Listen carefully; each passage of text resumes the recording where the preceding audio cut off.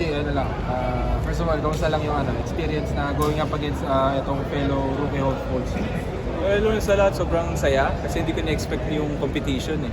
Kasi di ba pag mga ganito, minsan inaayaan na, hindi binibigay yung todo. Pero ngayon, pansin ko, halos lahat bigay eh.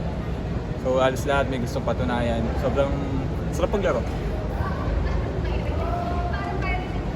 Sa ano ba, how do you like your chances dun sa draft? Tingin mo ba pasok ka sa first round or may gusto ka bang team na sa gusto mo mapunta? Well, I hope sana makapasok ako ng first round kasi syempre yun naman yung mga pinapangarap ng mga players. Syempre ako, inaangad ko yung pinaka-best sa akin yung magbibigay sa akin ng coach. Sa team? Team. Na team or parang dream team? Dream team, Hinebra talaga ako na Preseda. Sana, hopefully hindi man ngayon or soon, sana makalaro ako dito. Sige, ang dami mo na rin adversities sa career mo. Do you think it will fuel you to, kapag dating sa PBA, fuel you to be a much better player? Oo naman. Kasi syempre yung mga napagdaanan ko hindi rin biro eh.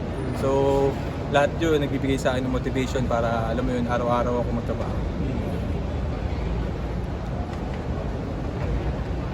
CJ, ano lang, ba't Hinebra? Growing up, yun na talaga yung team mo? Growing up talagang hindi pa ata ako nagbabasketball, yun yung pinapanood ng family ko eh.